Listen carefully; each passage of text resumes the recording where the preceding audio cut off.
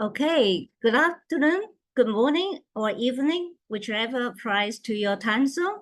We're excited to have you join us for the IFLA CPDWL webinar titled Transforming Libraries, Navigating Rapid Technological Shift and Emerging Community Demands from RFID to AI.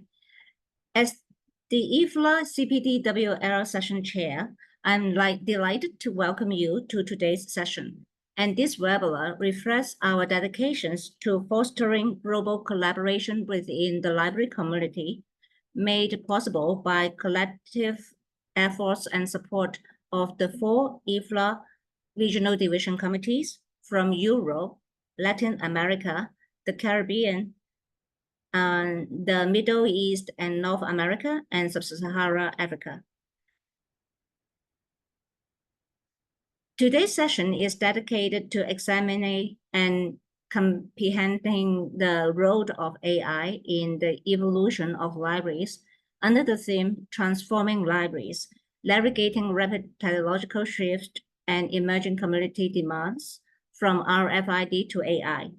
If you have any questions for our speakers, please don't hesitate to use the Q&A, the question and answer functions of this Zoom webinar to submit them. The recording of this webinar with the PowerPoint files of the speaker can be found on the event webinar webpage later. And please mute yourself for good quality recording. Thank you very much for your cooperation. And don't forget to click the CC button, the closed captioning button of the Zoom webinar to choose subtitles in your preferred languages displayed on the screen. Please note that while the translations may not be flawless, it can assist in understanding the content. Now, let me introduce you to our esteemed speakers who will be enlightening us with their insights. We are honored to have with us Dr. Ray Pan. Dr. Ray Pan is an educational librarian at Oakdale Graduate School of Education in California, serving the needs of teachers and graduate students. His extensive experience includes roles at prestigious institutions like New York Public Library and New York University, Shanghai, at American Library Association presidential candidate for 2025 to 2026. Dr. Pan also contributes his expertise to IFLA, guiding the continuing professional development and workplace learning sessions. Joining Ray is Santiago Villegas Ceballos. Professor Santiago Villegas Ceballos is a trailblazer in digital transformations within the library sector with an engineering background and expertise in library science, marketing, and social innovation. He has led over 40 international projects. Santiago currently serves as the director at Medellin and is a key figure behind the Shelf.tv, a platform dedicated to enhancing cultural access. His philosophy is to merge technologies with a human-centered approach, fostering community empowerment through libraries. So right now, let me have our time passed to Ray Pan. Okay, so Dr. Ray Pan, would you please start the presentation? The floor is yours. Great. Thank you so much, Helen. And thank you for the invitation. And want to thank everyone for making time to be here today. It's such an opportunity here to come together to talk about this topic. As shared earlier, my name is Dr. Ray Pan. I am a librarian and a professor at the Alder Graduate School of Education. And I've been involved in the IFLA CPDWL since 2015. And so it's great to be part of this series to discuss this topic that I am not an expert in, but I am someone like all of us here have been thinking about these tools and how they apply and impact libraries and how we engage and teach our students and our colleagues about the implications of these tools. So I also wanted to recognize a colleague, Adriana Blancarte Hayward, for translating the slides for me. These were actually used initially from Google Translate, and then she, as a native speaker, checked it again in Spanish just to make sure that it made sense. Because as we know, even tools like ChatGPT or any other AI or translation tool like Google Translate is not perfect, and you always need to have a native speaker to just take a look at. So a little bit about myself. I am a librarian who teach information literacy, who support collection development. I teach teachers, people who are graduate students becoming teachers. And I'm someone who's been very investigating into the research service. So as a solo librarian, I support all of my graduate students, about 450 in California, in the United States. And one of the things we had looked at is how a tool like the generative AI ones will affect students in the classrooms, not just the graduate students, but their classrooms, like where they're teaching, whether that's in special education or in social studies or in mathematics. And so we came up with some syllabus guideline statement that I'm going to share later that you can see and learn more about the process. But for the most part, I've been a librarian for about 17 years, working in different libraries, as Helen shared in the biography. And so this is a great opportunity now to engage with teachers. And so I work at the Graduate School of Education, at the Alder Graduate School of Education, and our goal is to train, retain, and support excellent teachers. Our graduate students are all over the state of California in different placements. We have partners, maybe they're in a unified or a district school in Los Angeles or in Alameda County in the Bay Area or in Central Valley. And so California is pretty big and diverse. And so when they're placed in these different classrooms, like you see here, some of the images, they're also getting their master's degree in education and then taking some workshops that I teach or I lead or some of the seminars that I teach. And so they are learning online, but then they're also in person in these classrooms learning to be a teacher for 1 year for the program. And then they will usually get a job opportunity to work at that school. And so then the question is, how does AI affect their learning as a graduate student? And how does AI affect their classrooms? Like, what are we seeing right now? So that's something I'll share a little bit later. So as I mentioned, I'm not an expert in AI, but one of the things I had noticed in 2019, before the pandemic, there was an article I wrote for Online Searcher. It's called Brace Yourselves, AI is Here to Stay. And so this was based on a couple of things, based on a lot of the conferences I was seeing. A lot of people were talking about it more then as well, but more on the technical services side, more on the digitization side, using AI to help with OCR, optical character recognition, when it comes to digitization, for metadata indexing, for discovery purposes. And a lot of it was more conceptual and a lot of it was practical. So now what we're seeing is the tool is becoming more pronounced and prominent within the public service area. So information literacy, research service, readers advisory, and the operations of the libraries directly because they're available, right? Than before, which was using different types of tools that you need to either create like a chatbot, and now it's very, very different. But this was the article I written, and what I saw was many discussions about it. And I had a feeling if it weren't for the pandemic, I think generative AI may have been introduced much sooner. And that would have been interesting to see if we didn't have the pandemic and we went straight to the AI revolution or changes that we're seeing now, then that may have happened because OpenAI, this company that introduced ChatGPT, Dolly, it was around since 2015 and it was introducing a lot of different tools for testing purposes in terms of translation, right? And now we saw it in 2022, 2021 when it started coming out. So I think the pandemic definitely slowed things down, but certainly it would have been interesting to see how it would have affected if we did not have the pandemic and went straight into this moment we are in today. So let's talk about the issues about these tools. So this is something we talk a lot in my school, which is thinking about how tools like ChatGPT, which is a generative AI model, which is a sub AI of AI.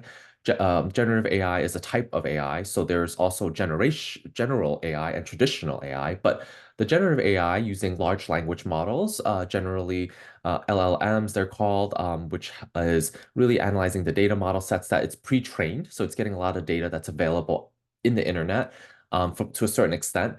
And as a result, what ends up happening is that it ends up hallucinating it potentially. If you ask ChatGPT, I think many of you have heard or used it. It's a prompt where you can have this conversation or get sort of answers, text-based. It ends up creating fake citations and publications. So then we talk about the issue of how do we address it proactively. And then there are questions about the privacy aspect, because in order to have and use these tools, you have to create an account.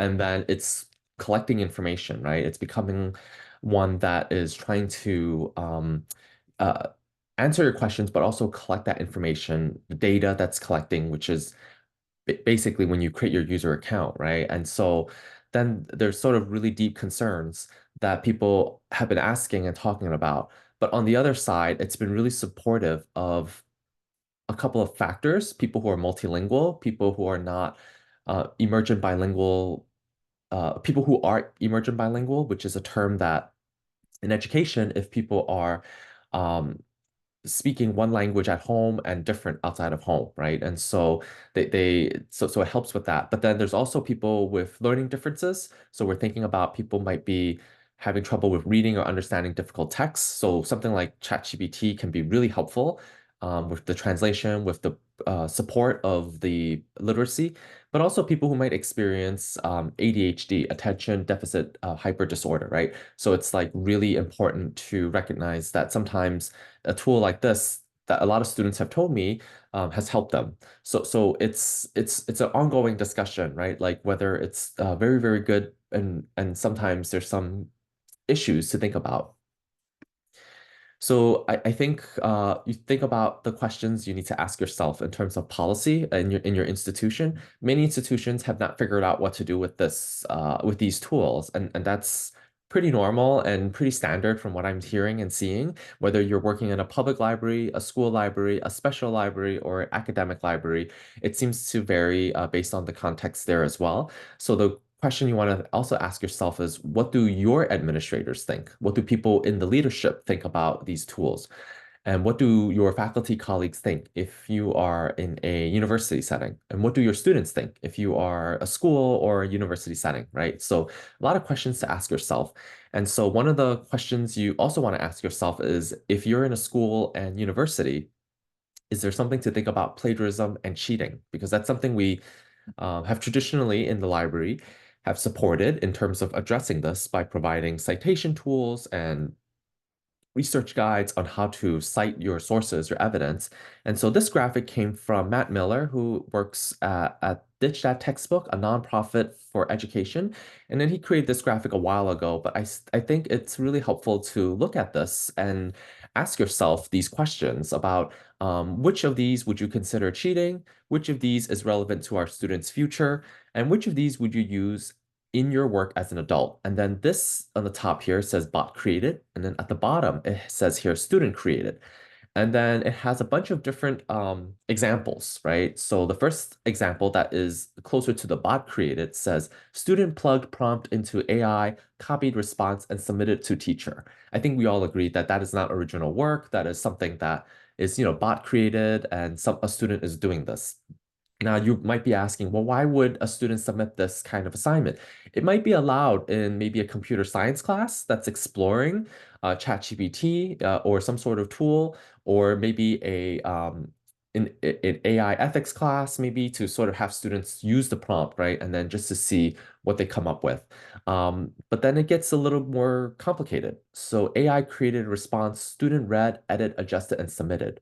This could be maybe for a music and technology class, right? I've heard about this, that some of these other classes want to have students explore these tools. So does this count as sort of cheating, or is this something that is not as depending on the context, not as a problem. Student created multiple AI responses, used best parts, edited and submitted. Same issue. Student wrote main ideas, AI generated a draft and offered feedback to improve. And then now we're heading towards where student created. And then it gets more complicated because if student consulted the internet or an AI for ideas, then wrote and submit, does that mean that it's allowed or not allowed? Or does it help us understand how these tools are being used? So the point of this graphic is to share how complicated it is. You cannot just say something is um, plagiarism or something that is an issue. Certainly, we know that AI tools like ChatGPT have been using these proprietary information, like information that's available online, sometimes from places like Reddit to BBC to the New York Times. And the New York Times currently right now has a lawsuit against OpenAI as well as the Getty images because it's taking away some of the information that journalists, freelance artists, and all the other folks are using. So if students are using these tools, that's already having issues with plagiarize with intellectual freedom, with not intellectual freedom, with copyright issues. Do we see this do we want to encourage that, right? And so it's something to think about. But the whole point again is to think about where we stand, and it really depends on the class and the program and how far you're thinking about that context in your institution. And so at my institution, we look at the syllabus as a good starting point to create an AI usage policy. So this is the example here. I worked with a social studies professor and a mathematics professor, and then a graduate student, because this graduate student has a PhD in computer science. So in a task force, we discussed what is it that we want our school to allow and to follow through our students. And so we ended up saying that, okay, they can use the tool, but they must cite the tool in APA format, which is what we use. And they must also paraphrase. If they paraphrase the response, then it helps us understand that they understand the usage of these tools. So we were allowing it, but we also want to caution that these tools are not meant to replace your own learning, but to be used responsibly and to enhance your own learning and to align with your course assignments. And it's important to recognize that we want to encourage exploration and using these tools to experiment for your learning because it will impact their work in the classrooms. But we also want to state that there are issues. We don't bear any responsibilities for using these tools because there are misinformation and content generated in third-party sites.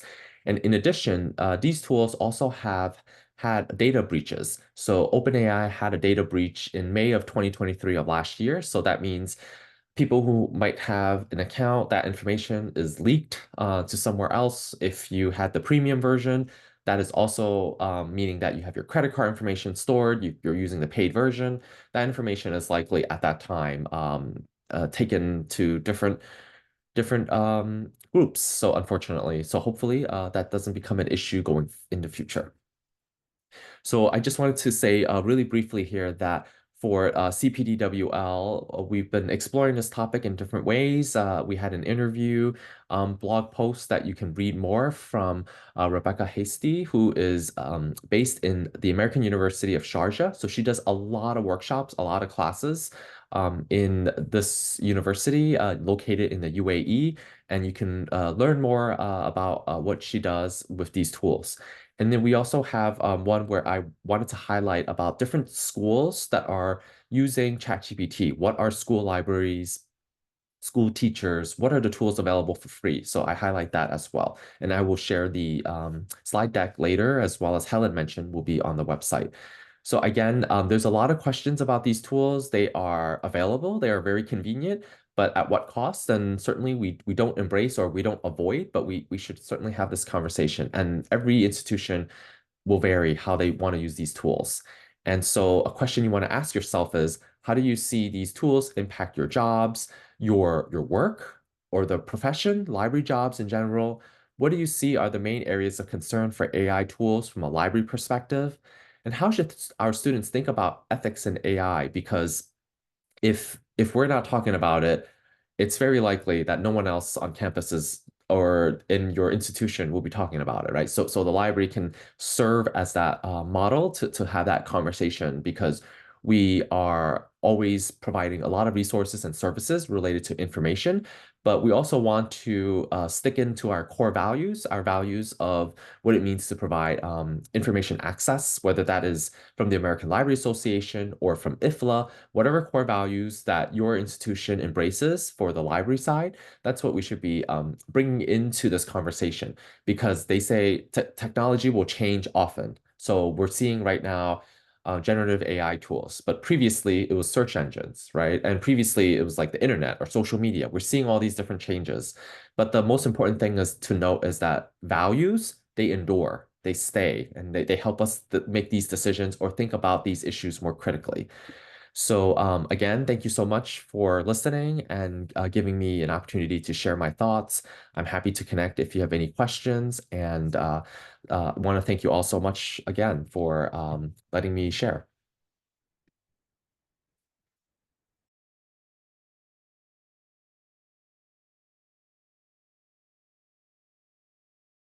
Oh, Helen, you're on mute. Thank you, Ray. Thank you very much, Ray, for that insightful presentation. And we are now turned to our next speaker, Professor Santiago Villegas Ceballos. Santiago, please, the floor is yours. Thank you, Helen. Let me share the slides now. Okay, that's it.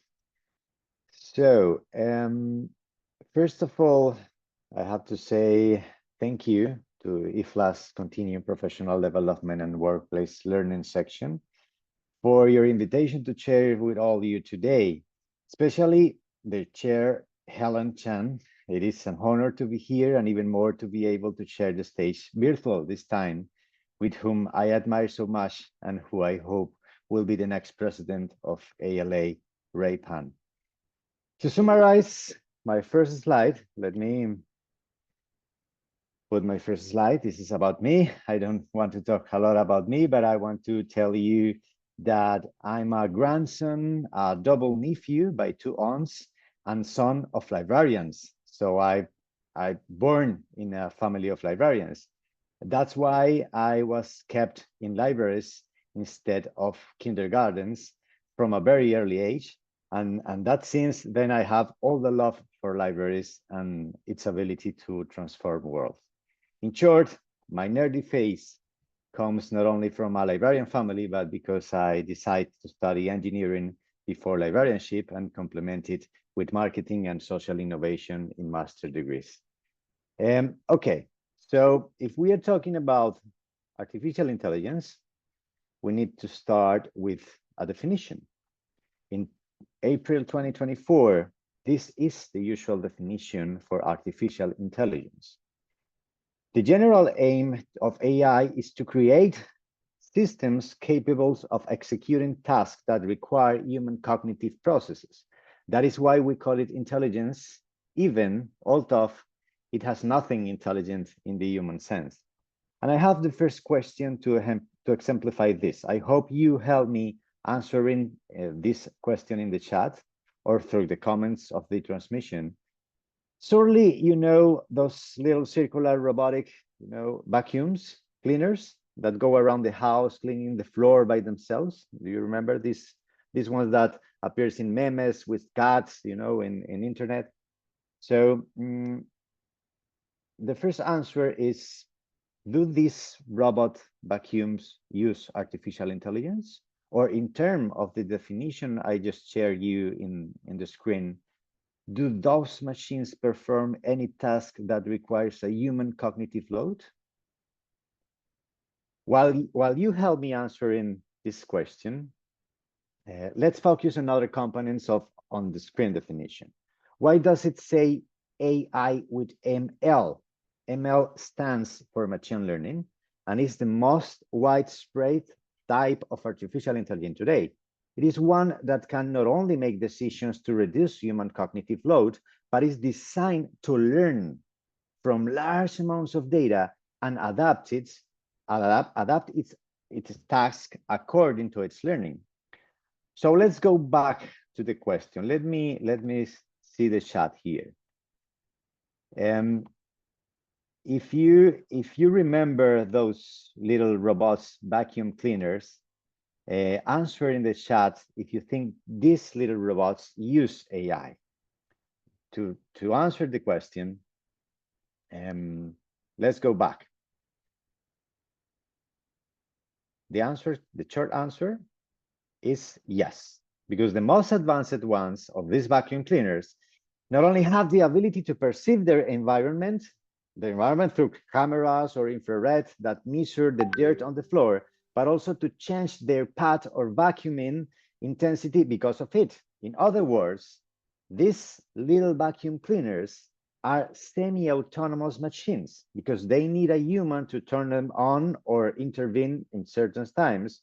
Are machines capable of making decisions in the specific field of floor cleaning, capable of learning and adapting according to what they perceive.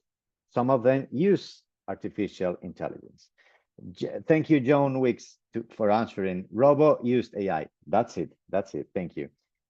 So they need human in the room. That's why they're right now they are semi-autonomous. They are not autonomous by themselves. They need a human in some occasions.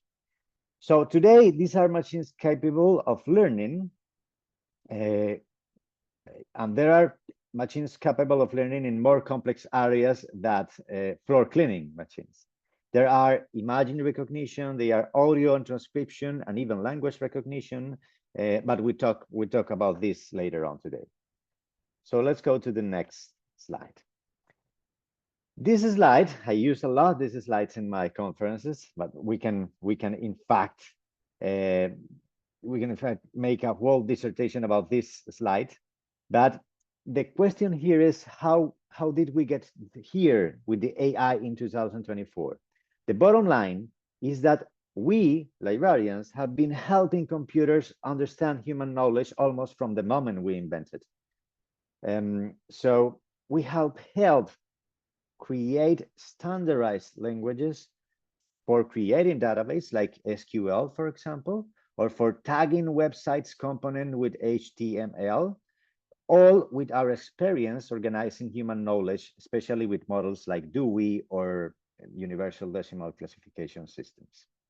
Even the algorithm that founded Google's revolution as a search engine, PageRank, is based on bibliometric principles.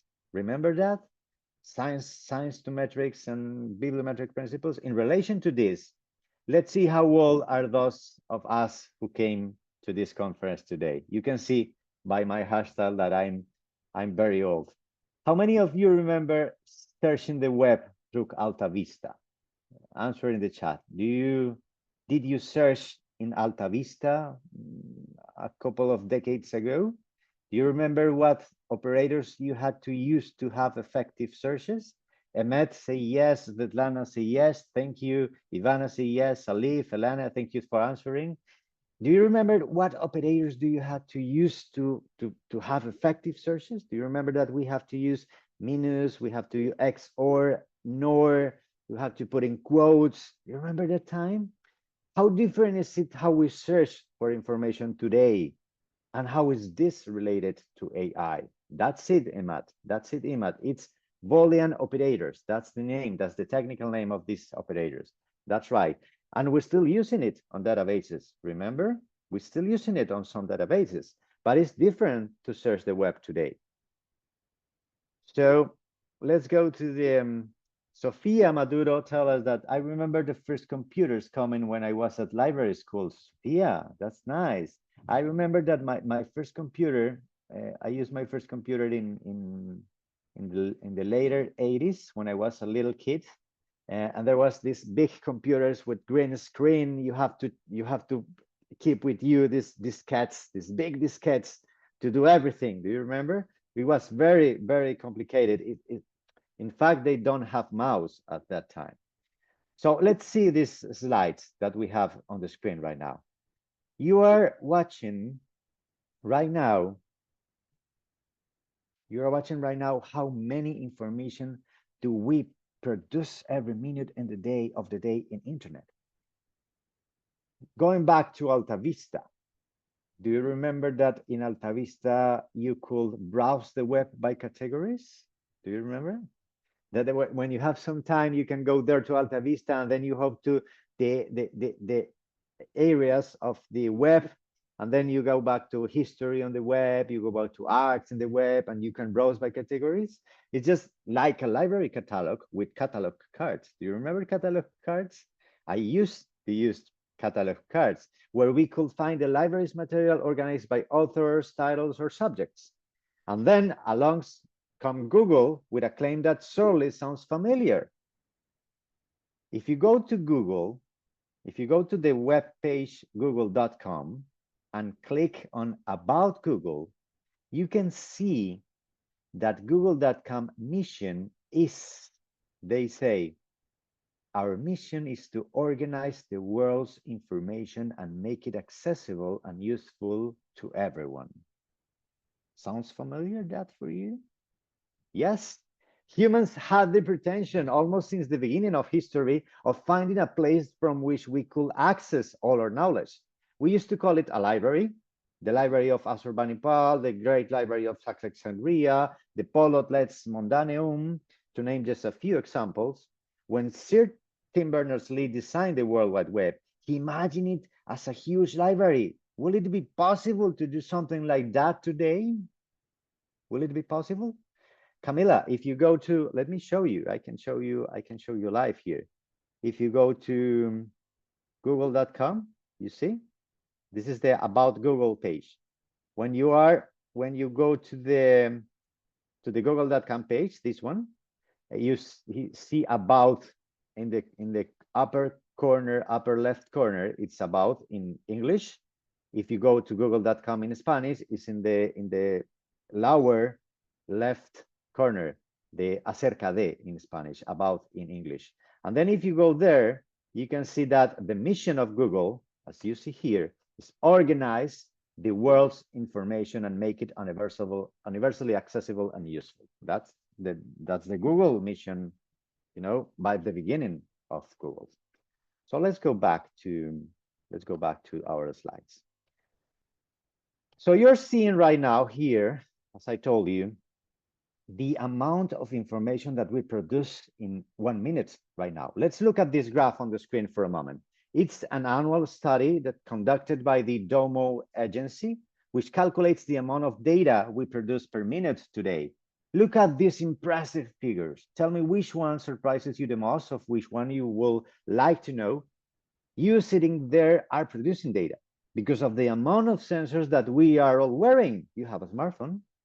And when I say wearing, I mean your smartphones, your smartwatches, and even the way you are watching this conference through your YouTube account or Zoom account on a web browser where you are authenticated with your account. Do you get the idea? You are producing information right now. So the key today with this, in a world that is oversaturated with information and that is constantly producing new data, we cannot classify or organize all the information that is produced, and even less to store it in a single space. It's about connecting it semantically.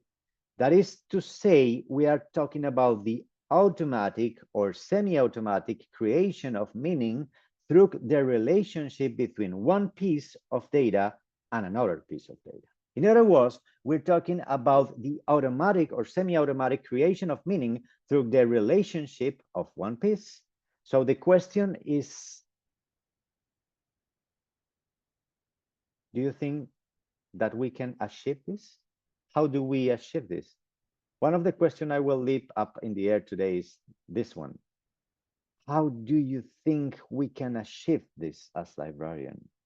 We can semantically connect information that is around in the web. On the other hand, why does the parenthesis that you can see there in the slide state that we can now, thanks to the digital format, measure everything? What does this have to do with the semantic linking of information? What does it mean that everything can be measured today? Few of you and of us stop to think that the obsession of the digital world is not the screens or fingers or to activate them in any other interfaces. The obsession of the digital world is to measure everything, because everything is expressed in bits. Yes, in bits and bytes. It is the sensors, digital by design and ubiquitous today, that give us access to enormous amount of data, which we generally do not take advantage of, by the way. So what kind of sensors are we using in libraries? And this is when we connect with the title of this IFLA meeting today. RFID is one of the technologies that we already use in libraries, allowing us to measure many things beyond the inventory of items. If we add it to those other technologies that we see on a screen, many of which we already wear or have in libraries, such as GPS, Wi-Fi, or Bluetooth beacons, what could we measure? Tell me. What could we know with each one of them separately? Or what could we know by crossing the data between them? Think, for example, of heat maps to know where people move in our spaces. That is possible with Wi-Fi today. Or the ability to know how and where materials move. That's just for starters. We have already a lot of sensors in our libraries today. And so let's talk about the real problem with that. The problem is not that what we can measure, because we can measure almost everything, but it's what we can analyze. This had to do with the task we perform in libraries and how we allocate our time to accomplish them. Especially in the global south, librarians are directors, catalogers, managers, organizers, reference clerks, and even cleaners in our libraries, right? So it's very difficult to have the time to analyze any other data about any other thing than our materials on the libraries. And I leave 3 questions up in the air on these slides. I hope some of you can answer me in the chat. How are you measuring the use of your library services? Are you measuring the use of your library service? How are you measuring that? How are you studying your library users and your community? How are you measuring social impact and return on investment of your library? That's 3 very good questions. Let's go to the next slides. And let's connect this one with with AI. So this is where we reconnect with the world of AI today. That Ray Pan already told you about the LLMs, right? Although we have been developing AI for 70 years now, because it was the first use of the term, it was in the 15th of the last century. We have had a hype in the last 2 years from 2022, mainly due to one thing. And the thing is that we have taught machines to produce natural language from our questions or instructions, technically called prompts, also made in natural language. The thing here is about natural language. OpenAI's ChatGPT, Anthropic's Claude, Facebook Llama from Meta, or Mistral Mixtral have been born, just to mention the most powerful AI chatbots today. And since we are short on time on these conversations, I'm going to ask just a couple of questions to what I consider the best implementation of a chatbot with AI available today, for free, I must say, or in a freemium model. You know, everything is freemium today. It's a mix of free and premium. You can access some, capabilities by free, but you can pay if you want a pro model. So let's go to my favorite one, my favorite implementation of a chatbot today. I'm talking about Perplexity. Did you heard about Perplexity? Let me show you. Here is Perplexity.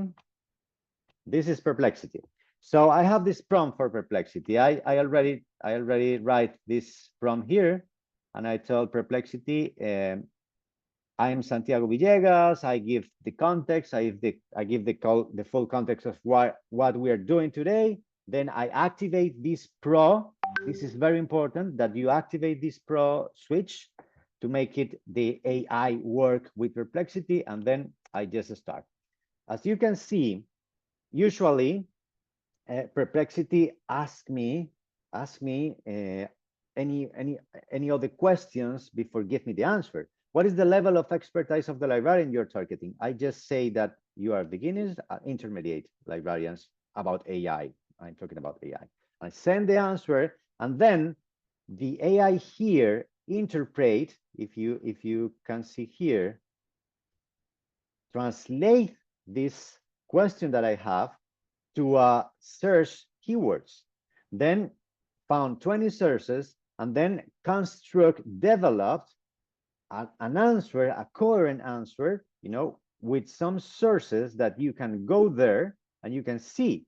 These are some courses that you can take, and I will give you this link of this conversation at the end of my slides, because this is only the introduction. If you can go and know more about AI, you can go here, and these are some courses, some free courses that you can take about AI and libraries.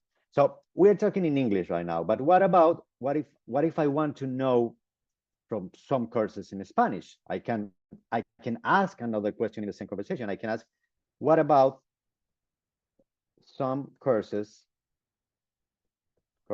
in Spanish? It's like a conversation between two humans. You have to act with AI as if it were another human. You can ask him a question behind another one because it's a conversation. And then I ask him that. They just ask me again, are you looking for courses in Spanish related to artificial intelligence and libraries? I'm looking for courses. I have to say courses of AI and libraries.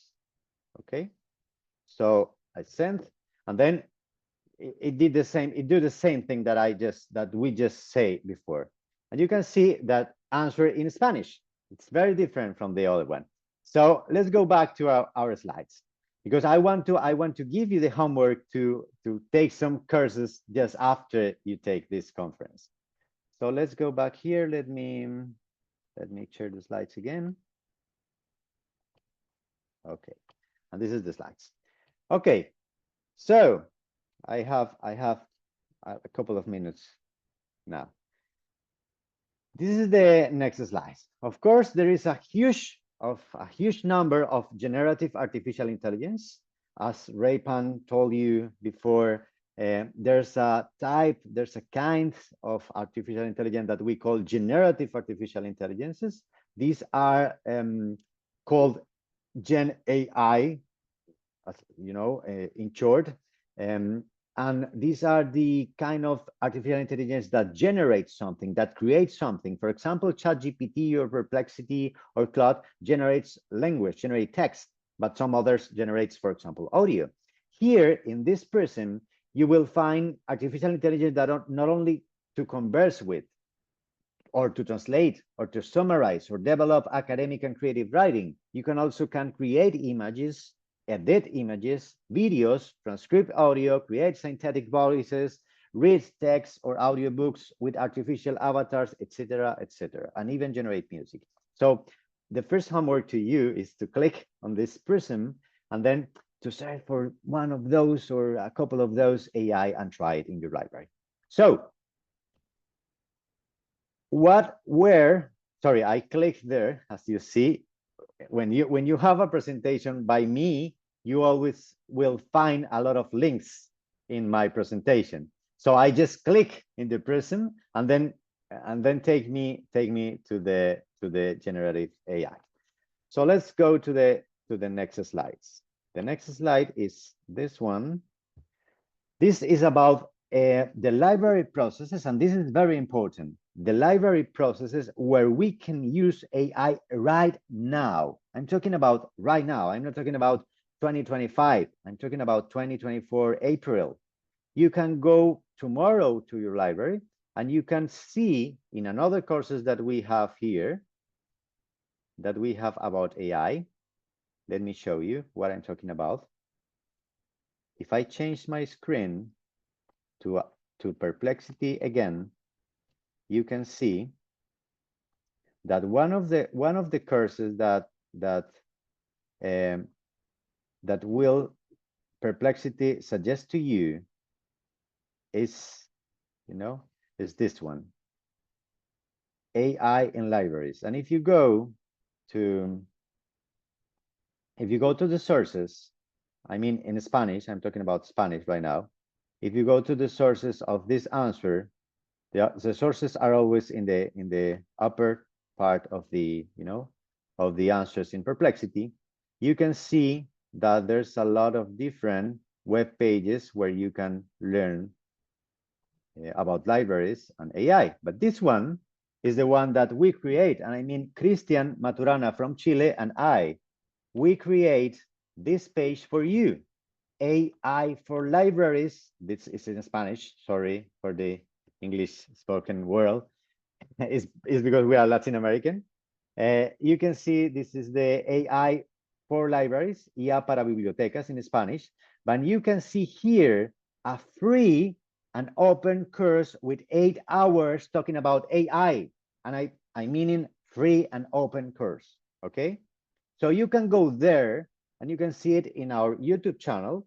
And of course, you can subtitle in English if you want. And you can ask me in my social networks if you don't understand something. But it's free. It's about 8 hours on library processes with AI. So I will go back to the slides because I don't want you to today to have too many information about AI. But these kind of processes are the processes that we talk about in the course. And I have some very good news today. That's you are the first one that has this big news. We're gonna update this course in April. So if you connect with our social networks right now, I mean AI for Libraries social networks, you can in April take this course live.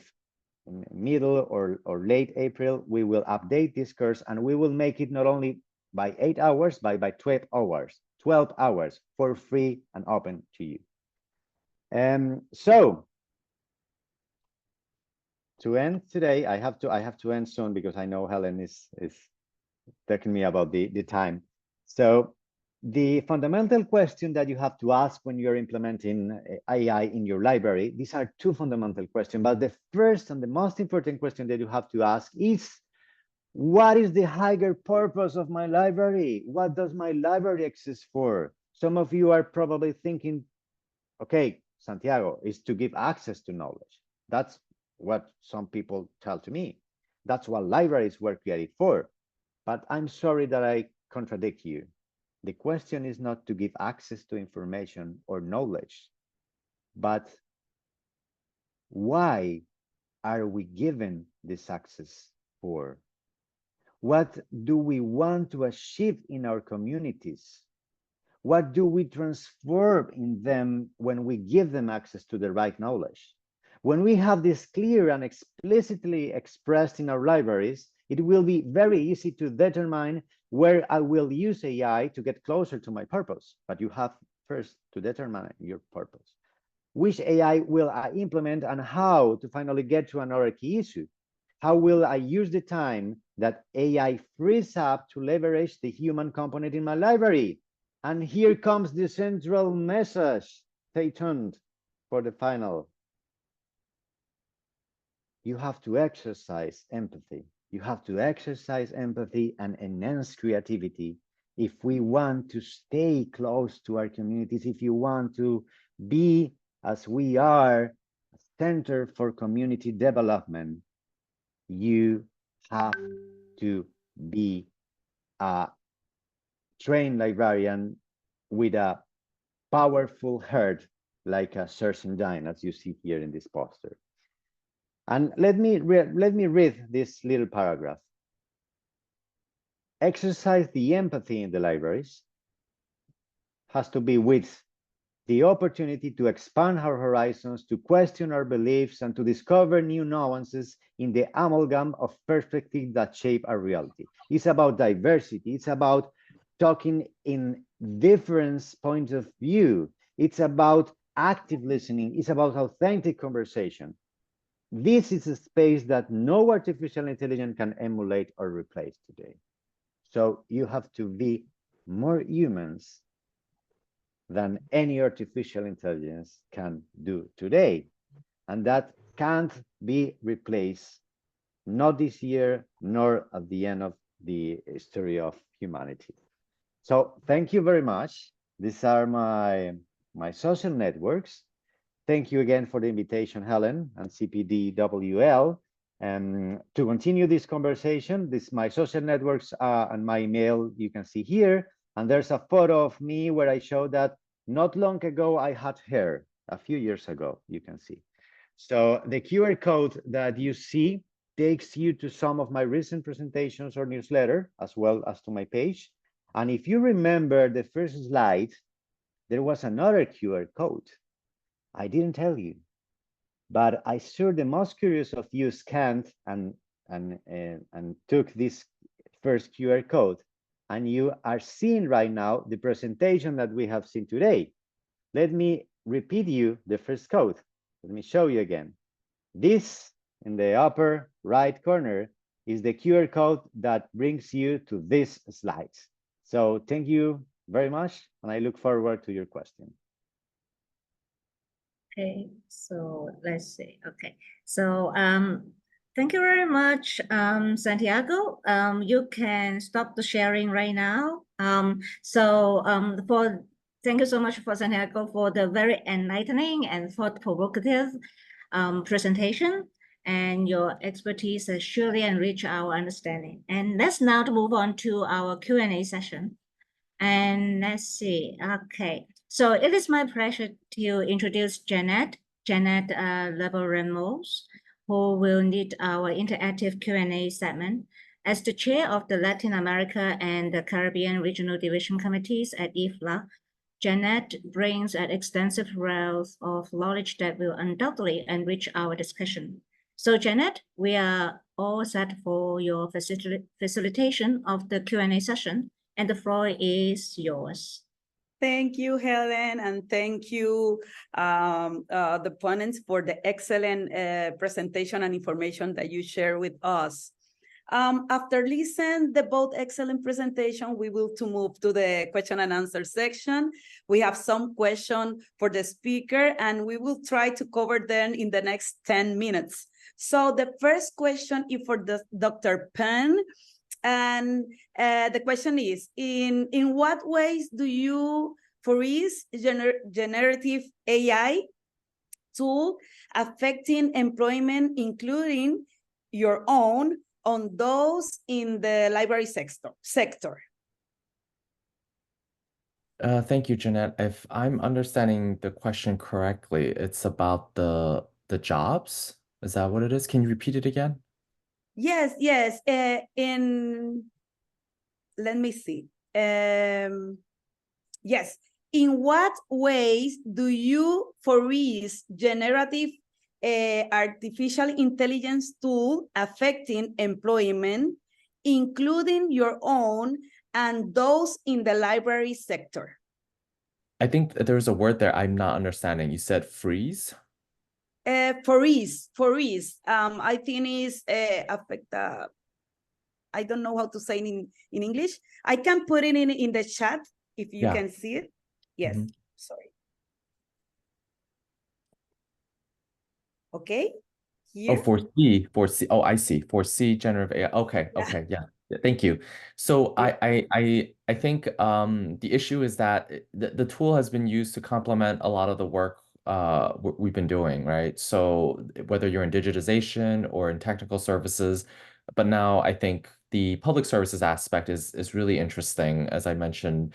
So it will end up maybe taking away some of the day-to-day work. So if more libraries are able to set up their chatbot, then you might not need to have a virtual reference with a live person, right? Or if more libraries might set up some sort of process where they can catalog resources that are not restricted in copyright. Let's say maybe government documents, for example, that's often open, and you have something like a tool that could catalog government records that are digital born. That could definitely save a lot of time.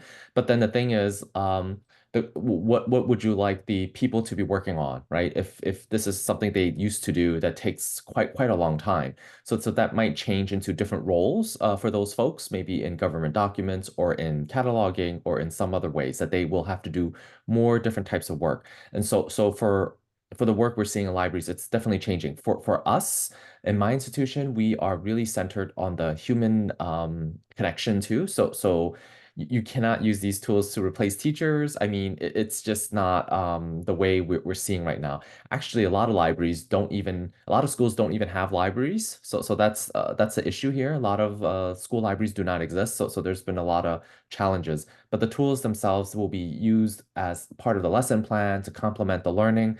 But many of the classrooms don't even have computers or stable Wi-Fi, right? So there's a lot of basic information needs and technology needs before the tool can actually affect a lot of the employment stuff. Okay, thank you so much. Yes, well, I have another question. I'm going to Santiago. It's a question from the chat. Where can we find the quote on Google? This is the question.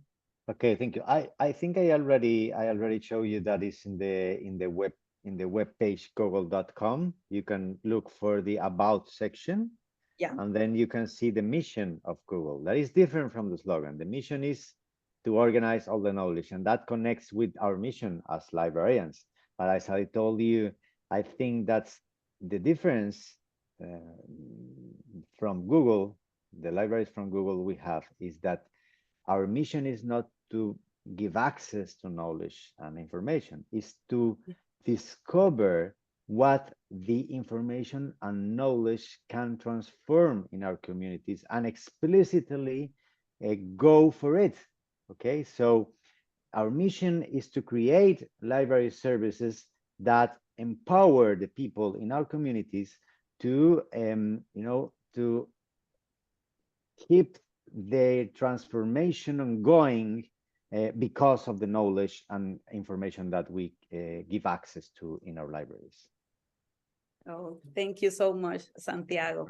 And I have another question for Dr. Pan. The question is, from a library's perspective, what are the principal concerns associated with the adoption of the AI tools? Yeah, I think I named one, and certainly surveillance is one that we need to think about when we're using these third-party tools and how they collect information from people, and they are not neutral, meaning that these tools have a for-profit interest, and so we should be mindful of that, just like any other tool that we use. So the tools that also can affect some access issues. So we're talking about equity in terms of the disparity of access of who has access to these tools and know how to use these tools compared to those who don't, right? And so what issues will that create in the long run? Especially some universities, let's say, have access to subscribe these tools or encourage the usage, while maybe some of the other do not. So then it creates a question for us to think about: how do we ensure people have access to information, how to use them, but also use them carefully. And then there's, of course, the issue of copyright. The copyright, that is one that is a thorny issue. It varies country to country, certainly, but what we're seeing is a lot of infringement issues that I mentioned in some of the lawsuits. And is it something we need to think about using these tools that use copyrighted information and a violation too? Okay, so thank you so much. And this is a question that both can answer, and it's about a debate debate that we have right now, and is when we ask for information from, example, ChatGPT, who do we cite? Because we know that ChatGPT take the information from many places. So it is correct to cite ChatGPT? That's a very good question. If Ray allow me to answer this one, Yes. I always say that ChatGPT is like Wikipedia on steroids. So you can see when you ask ChatGPT, you can see how the article is creating in real time. So it's like you go to Wikipedia and ask for an article that is creating in real time. But if you are a good librarian, you never cite Wikipedia. As let me tell you, Wikipedia is very good, but you never cite Wikipedia because you go to the sources in Wikipedia. You use Wikipedia just as an interface between the sources, the original sources, and the answer that you're looking for. That's how ChatGPT connected to the internet works. And I have to give a little parenthesis here, because you can't and you should not use ChatGPT in the free version to ask factual questions. Don't do that. Don't ask ChatGPT in the free version for citations. Don't ask Claude in the free version for citations. That's why we go into Perplexity, because Perplexity is an implementation of ChatGPT that is connected to the internet. So ChatGPT, think on ChatGPT or Claude or any other chatbot like an Android caged in a library. Okay, so you have a very smart Android that is caged in a library because you want that Android to understand the language. So you lock it in the library, and then you ask him to read all the books that you have in the library to understand how to speak in English, in Spanish, or in any other language. So the Android will read all the books in this library. The purpose of the Android is to understand the language.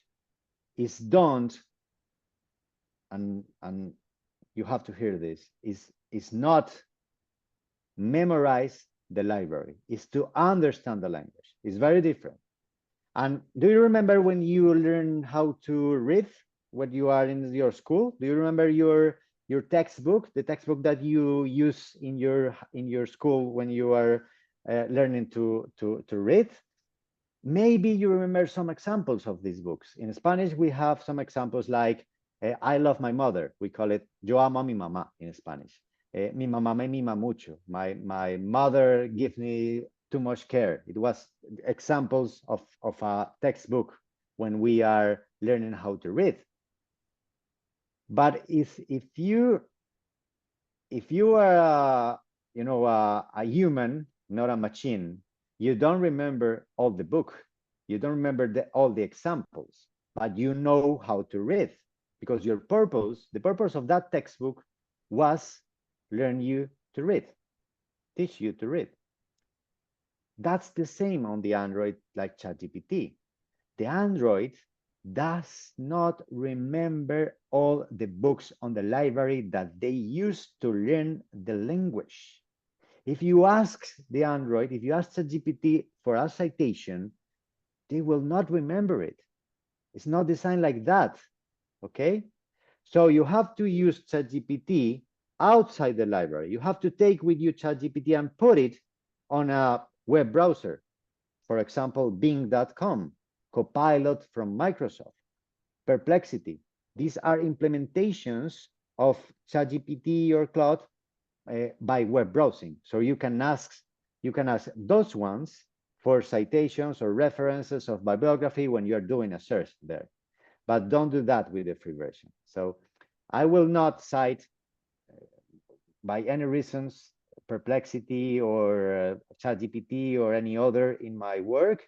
I will say if I use it, for example, to improve my text or to improve a summarize or to do something like that. But if I want a factual answer, if I want a scientific answer, I just use ChatGPT as an intermediary. to go back to the original sources and then to read it there. Yeah. Yeah, I'll Thank just say, you. Yes, I'll say- yes, yes. Yeah, I don't have much time, but I want to hear that what Dr. Pan can say about that. yeah, no, I think it comes down to if you're looking at the types of publishers, so and the types of styles like APA, MLA, Chicago, right? They're developing guidelines and it's changing. So but some of the journals and some of the other platforms, I can't keep track of it, but some of them are allowing usage of AI and some aren't, right? So you have to really be careful. But the way it's created, there are guidelines right now that's much more clearer than last year about how to cite this tool. Is it personal communication or are you not allowed to use it, etc. Thank you so much. Thank you both for the question. We have other question, but we don't have many time. So Helen, go ahead. Thank Please you. go Yes, to our thank you. social networks and we will answer there. Right, Ray have a very good social networks too. You can search for him in LinkedIn or something. Yeah. So thank you very much, Janet, Santiago, and Ray for the contribution to our Q&A sessions. And then, yes, I know the time is overrun a little bit, but I still want to express my sincere gratitude to all the speakers and participants for their priceless input. And it's now my honor to ask the chairs of the 4 IFLA regional division committees to offer us a summary of the central lessons and insights from our webinar. So first, we will hear from Janet. Janet Lebon Ramos, the chair of Latin America, chair of the IFLA Latin America. Yeah, and then we will move on to Saif Aljibar, the chair of the IFLA Middle East and North America regional division committees. And then it comes to be Ayanda Labali, chair of the IFLA Sub-Saharan America regional division committee, and followed by Arturo Cement, chair of the Europe regional division committees. So yes, Janet, the floor is yours. Thank you so much, Helen. So I want to say that artificial intelligence is here to stay. We are going to continue listening to the topic. The number of artificial intelligence tools is going to continue to increase. So libraries have to begin to see all the benefit that they offer us and learn about where we can apply them to improve, where we get the most out of it. And we must always take into consideration the challenges they represent that the speaker said, such as copyright and something like that. However, there are guides that are implementing right now, so we in the library can adopt it or copy, ¿verdad? To apply it in our library. So it's time to learn more, inform ourselves more, and apply them to improve our performance and the service we offer in libraries. We have to the future and continue transforming our library. So that is all that I have to say. Thank you, Janet. Thank you. And Saif Algebra, Yes, chair of yes. the Europe East and North America Regional Division Thank Committee. you. Thank you, Helen. Thank you, Ray and San Diego, for the inspiring talks. Really, we enjoyed your talks. Well, when it comes to artificial intelligence, I think it's something that we should live with and we should use. I remember when ChatGPT was announced, especially academic in our institution were freaked out and they said, well, let's ban it. It will spoil the education. We cannot give the exams. It was a big chaos. But our advice to them is to live with technologies, try to use it the best way you can, because the world is going that way. And for us librarians, I think we should be pioneers in that. We should learn how to use and how to teach the use of these technologies to our users, to our academians, to our students, to our community. because I think partially they depend on us for that. And of course, we should use it in our services as well, because that will improve our service and it will help us a lot. And the question was San Diego was asking that about statistics and doing the analysis of the statistics. Things get, we have a lot of burden, as he said, as a librarian. And hopefully, with the use of these technologies, we can, they can help us in some of these analyses. Of course, we do collect data from our users and from the machines that we are using in the library. For example, the RFID counting, the magnetic doors counters. We do use these statistics, and we do use. They help us in libraries in getting a view of our users and their habits in the library.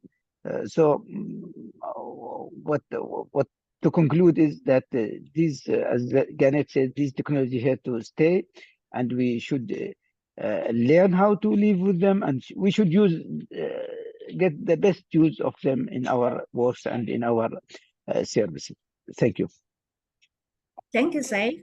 And then we will have Ayanda Labale, Chair of the IFLA Sub-Sahara Africa Regional Division Committees. Thank you very much, Helen. Thank you, Ray and Santiago, for the beautiful, intelligent presentation. It's human intelligence.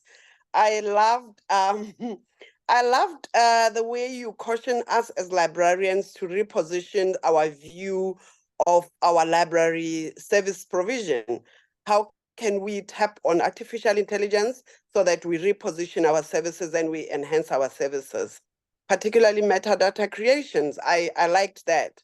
And I also appreciated when you say it's artificial intelligence is here to support us as libraries, support us as librarians. So because we cannot afford to hold all the information that is needed. So we must learn how to use artificial intelligence to help in serving our users, because we don't have all the information that they need. That is an eye-opener to us, I think, particularly in Sub-Saharan Africa Regional Division, where most libraries don't have all the content, or in some schools, as I think it's Ray who mentioned that some schools don't even have libraries. So we need to be there, be the intermediaries that we need. So we will train ourselves. And Santiago, as you say, a trained librarian is a powerful search engine. We appreciate CPDWL for continuing building us as the human search engines. And we will eventually make our users realize that particularly where you say we need to rethink plagiarism. We need artificial intelligence to empower ourselves, and we need to empower our users to see it as a positive development. I thank you. Thank you, Ayanda. And then last but not least, we have Arturo Semen, Chair of the Europe Regional Division Committee. Hello, everyone. Thank you, Helen. First of all, I would like to thank you for organizing this kind of session about this important topic. I would like to also thank our both speakers for their inspiring and informative presentation. I really enjoyed their presentations. AI is a hot topic in the European library field, as well as in other part of the world. As librarians, we are attending several training sessions and workshops about AI almost every day. Last week, we celebrated our 60th Library Week in Turkey. And almost half of the events organized were dedicated to AI technologies. And during the week, all of the aspects were discussed in detail about AI technologies. And one of the biggest discussion about our jobs. And there was a discussion about our jobs, and some of the library professionals were thinking that we are going to lose our jobs with these new technologies. But in my point of view, these are just tools. So we have to learn how can we use these tools more effectively, then we will get more powerful. And in my point of view, the next library generation will be super librarians. So I also want to express that as IFLAR Europe Regional Division, we plan to continue and develop our cooperation with you as CPDWL, and as we have done before. And a big thank goes to participants for their interest and participation today. Thank you. Thank you, Arturo.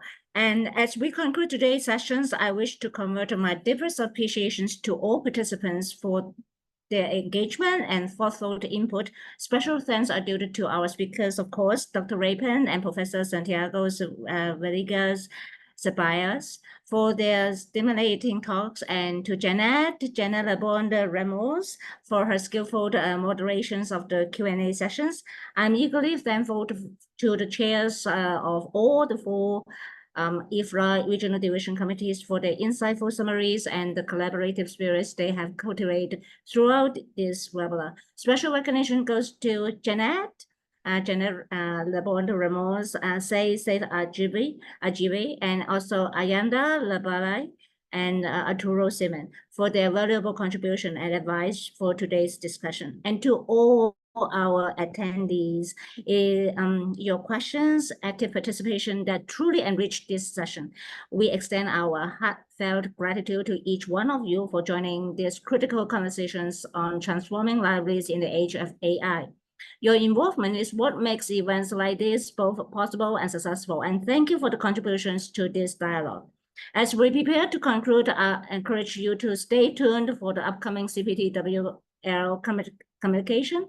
Keep an eye on our emails and social media channels for updates on various CPDWL events, including our next webinar scheduled for the September 11, 2024 on open science. So thank you once again for joining us. I wish you a very joyful Easter holiday.